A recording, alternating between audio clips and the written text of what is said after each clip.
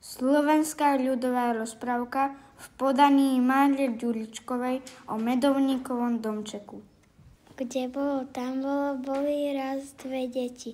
Boli to braček a sestrička. Braček sa volal Janko, sestrička Marienka. Mali sa veľmi radi a vždy chodili spolu. Bývali na kraji hory u dobrej mamky.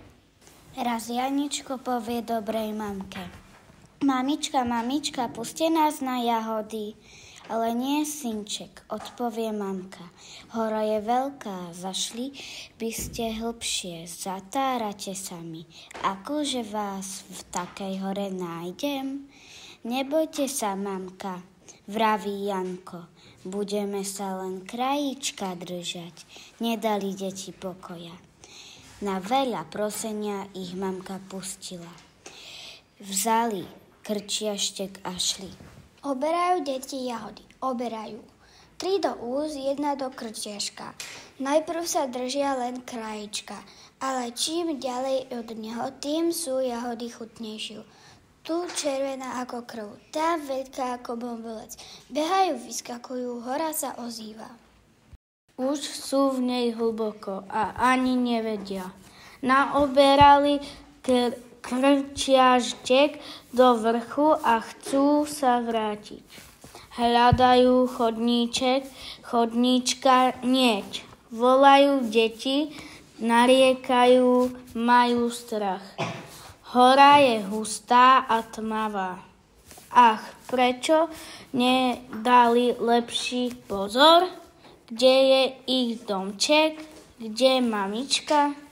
Pomaly sa zvečeriava. Deti idú, necítia si nožičky. Na veľa sa dostali na polianku. Pomaly vyšli hviezdy. Prišla noc. Na druhom konci polianky zbadajú svetlo. Ale sa potišili. Hneď bolo po únave. Rozbehli sa za svetlom. Naraz len stojí pred nimi maličký domčúrik. Na nebo vyšiel mesiac a pekne ho ožiaril. Je ticho, deti nevedia, čo spraviť. Zaklop na oblôčik, pošepne Janko sestričke. Ja sa bojím, odpovie sestrička šeptom. Kto vie, či tam zlí ľudia nebývajú. Sadnime si radšej sem na podstienku. Tu prenocujeme a ráno pôjdeme domov. Deti sa uvelebili na podstienku, boli hladné a triasli sa zimou. Marienka, šepne Janko, ja som ti strašne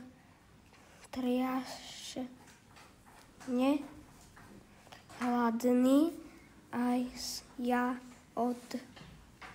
vie Marienka, tiško už by som aj túto stenu hrízla. A čo vraví, to i spraví. Odlúpi kus steny, dá do úst. Ťaj, to je dobrota. Nože, Janko, okús. Hríska Janko, hríska Marienka. Je to dobré ako chlieb, sladké ako medovník. A tak oni lúpali stenu, lúpali až odrazu. Chrúp, prelúpali dieru do izby. Z jednej strany múru deti, z druhej akási stará tetka. Deti sa trasú od strachu. Tetka sa usmieva. A vitajte, detičky, povie im sladko. Už vás dlho počúvam, dlho tu čakám, no poďte dnu. I chytí deti za rúčky a jedno za druhým vtiahne do izby. Joj, či sa len báli, my chceme k mamke. Rozplačú sa. Pôjdete, cipky, pôjdete, chlachojí ich stará. Ale kdeže teraz? Je noc, do rána ostanete u mňa. I predložila deťom večeru, poslala v bielej postielke. Deti sa utíšili a pomaly sa prestali báť. Hej, lenže to nebola dobrá tetka.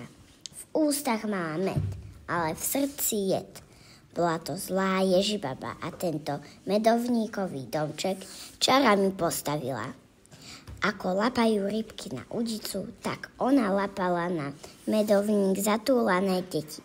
A teraz, keď ich mala v domčeku, povedala si: najprv zjem chlapčeka, potom i dievčatko.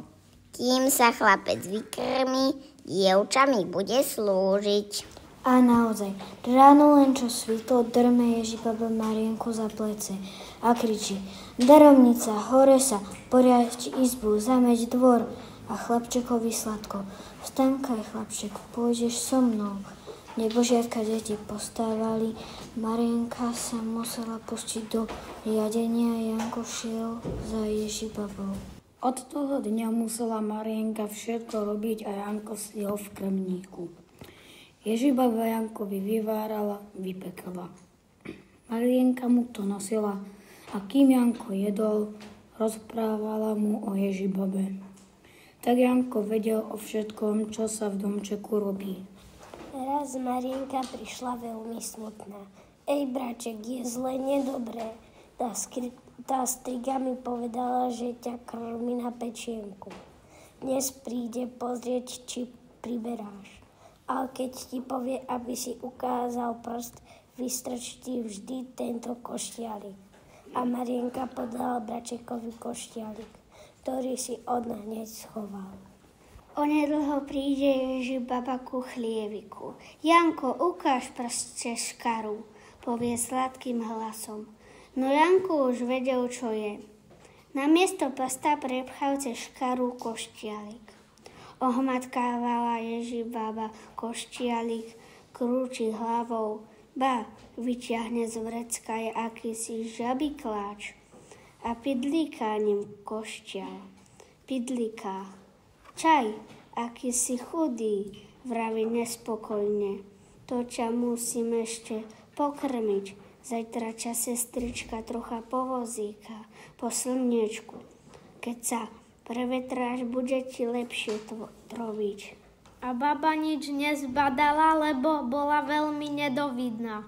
Na druhý deň, ako Ježibaba rozkázala, tak Marienka vykonala. Prišla s táčkami, usadila do nich Janka a vozíkala ho po dvore. Tak toto šlo niekoľko dní. Ježibaba vždy chodila k chlieviku a Janko vždy ukazoval koštialik. Lenže blížil sa voľaký strigónsky sviatok a Ježibabe zachcel sa hostiny. Už nedbala, že má Janko prštiek ako trň. Včas ráno rozkázala Marienke: na noc dreva rozkúrim pec. Ježibaba tancovala od radosti. No Marienka už vedela, čo sa chystá a bola smutná. Len čo mohla, vykradla sa k chlieviku, zabuchala na dosku. Janiček, bráček, zle je, drevo peci horí, striga hody strojí. Nože pozor daj, v ničom strigu neslúchaj. Pred obedom Ježibaba už nedala Janka voziť sestričke.